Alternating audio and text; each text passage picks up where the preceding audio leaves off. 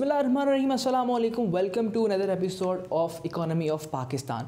आज के एपिसोड में हम देखने की कोशिश करेंगे कि पाकिस्तान के अंदर पेट्रोलियम प्राइसेस क्यों हर हफ्ते बढ़ती चली जा रही हैं और बिल्कुल सादे अल्फाज में जानने की कोशिश करेंगे कि क्या रीज़न है इसके पीछे कि ये बढ़ती चली जा रही हैं और इसके पीछे रिस्पॉन्सिबल फैक्टर्स कौन कौन से हैं। क्या इसके पीछे भी गवर्नमेंट की जो है वो नेग्लिजेंस है या फिर इसके पीछे कुछ और रीज़न्स हैं जिनका हमें नहीं बताया जाता। और एज ए पाकिस्तानी मैं समझता हूँ कि हमें इन चीज़ों का पता होना चाहिए। वीडियो स्टार्ट करने से पहले आपसे छोटी सी रिक्वेस्ट है कि इस वीडियो को लाइक ज़रूर कीजिएगा और इस चैनल को सब्सक्राइब कर लीजिए ताकि इसी तरीके से आपको इंपॉर्टेंट वीडियोस की अपडेट्स मिलती रहें।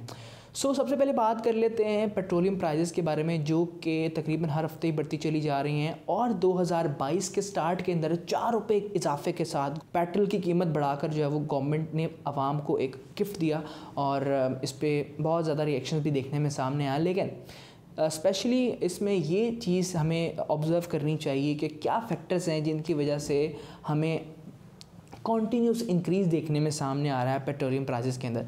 सबसे पहली बात जो आपको याद रखनी चाहिए कि आप एक आलमी इदारे जिसका नाम IMF है उसके साथ एक डील के अंदर मुंसलिक हैं और आपने उनसे वक्फे से जो है वो कुछ डॉलर्स लेने हैं और उन डॉलर्स को आप तक अगर इसी सूरत में मुंतकिल किया जाएगा जब तक आप उनकी बातों पर अमल करेंगे। सीधी सी बात है, अगर तो IMF आपको जो कहता है आपने अगर उसके ऊपर अमल किया तभी आपको उसकी इंस्टॉलमेंट्स दी जाएंगी, अगर नहीं करेंगे तो वो डील ख़त्म कर दी जाएगी और पाकिस्तान को उस डील की बहुत ज़्यादा ज़रूरत है। तो IMF की इस डील के अंदर जब पाकिस्तान का डेलीगेशन गया IMF के टीम से बात करने के लिए तो उनकी नेगोशिएशन के अंदर बहुत से मामला डिस्कस किए गए, जिसके अंदर एक पॉइंट ये भी था कि पाकिस्तान के अंदर हर महीने पेट्रोलियम लेवी के अंदर आप इसको सिंपल सी इस तरह से समझ सकते हैं कि पेट्रोलियम प्राइसेस के अंदर इजाफा किया जाएगा और इस इजाफे का जो मकसद है वो सिंपली कि पाकिस्तान की टैक्स कलेक्शन के अंदर इजाफा हो सके और पाकिस्तान जो है वो ज़्यादा रेवेन्यू जनरेट कर सके।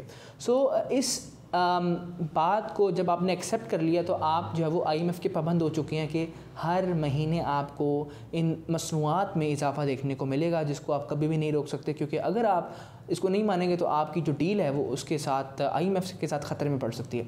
नंबर 2 ये कि आपको जैसा कि मालूम है कि पाकिस्तान इंपोर्ट करता है बहुत ज़्यादा चीज़ें बाहर से, और जब बाहर की चीज़ें पाकिस्तान इंपोर्ट करेगा और दैट इज़ वेरी ऑब्वियस कि आप डॉलर से इंपोर्ट करते हैं और पाकिस्तान में जब डॉलर महंगा होगा तो आपको पता है जो बाहर से चीज़ें पाकिस्तान के अंदर आनी हैं वो भी ज़ाहिर सी बात है महंगी हो जाएंगी। जब वो महंगी हो जाएंगी तो आपको इजाफी बोझ बर्दाश्त करना पड़ेगा। तो पाकिस्तान के अंदर पिछले कुछ अरसे से जैसे पेट्रोल की कीमत बहुत ज़्यादा ऊपर जा रही है, इसी तरीके से डॉलर भी बहुत ज़्यादा महंगा हो रहा है। अब डॉलर के महंगे होने से उन तमाम चीज़ों की प्राइसेस बढ़ जाती हैं जो कि पाकिस्तान इंपोर्ट करता है। इसी तरीके से पाकिस्तान का इंपोर्ट बिल भी इंक्रीज़ हो जाता है और जो कि हमारा डेफिसिट भी बढ़ा देता है।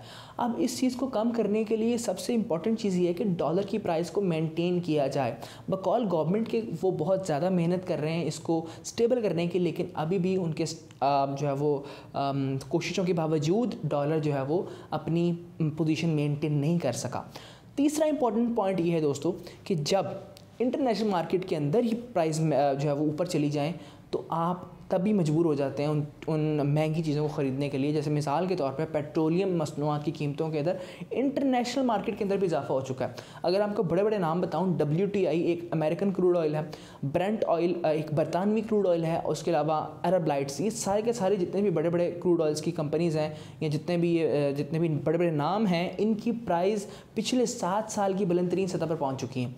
अब इसकी वजह से पाकिस्तान को एक बहुत ज़्यादा बड़े महाज का सामना करना पड़ता है कि महंगा ऑयल ख़रीदता है पाकिस्तान और वो चीज़ फिर डबल हो जाती है पाकिस्तान के लिए, क्योंकि पाकिस्तान के अंदर डॉलर भी महंगा है। तो डबल तरीके से पाकिस्तान को मार पड़ती है और पाकिस्तान की आवाम पे करती है। And the last and the fourth thing is this कि पाकिस्तान का GDP पर कैपिटा बहुत ही ज़्यादा नीचे है।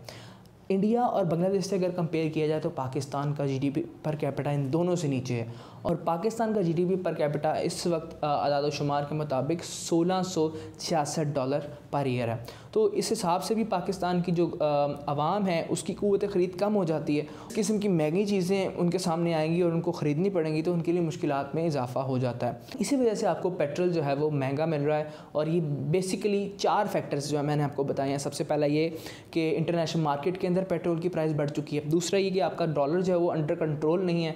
तीसरा ये कि आपकी की जो पर कैपिटा इनकम है वो बहुत ज़्यादा कम है। और चौथा ये कि जब आपका इंपोर्ट बिल इंक्रीज़ होता है, आपका डॉलर कम हो जाता है, तो उस वजह से आपका जो बाहर से जो भी चीज़ आएगी वो ऑटोमेटिकली महंगी हो जाएगी। So these are the main points जिसको आपने अपने ज़हन में रखना है, और आपको क्लैरिटी होनी चाहिए कि आपके मुल्क के अंदर क्या हो रहा है और किस वजह से हो रहा है, इसकी हुकूमत जिम्मेदार है या नहीं है, ताकि हमारे कॉन्सेप्ट क्लियर होने चाहिए और हम इलेक्शन के अंदर पाकिस्तान की अवाम इतनी क्लैरिटी के साथ वोट दे ताकि वो किसी भी बिरयानी की प्लेट पे या फिर किसी कीमे वाले नान के ऊपर बिक कर जो है वो अपने वोट का इस्तेमाल ना करे, बल्कि अपने दिमाग का इस्तेमाल करे, ताकि पाकिस्तान के अंदर एक एलिजिबल गवर्नमेंट आए जो कि मुल्क को एक अच्छी डायरेक्शन में लेके चल सके। So this is enough from this video. This is Haider but signing off. Keep subscribing. अल्लाह हाफिज़।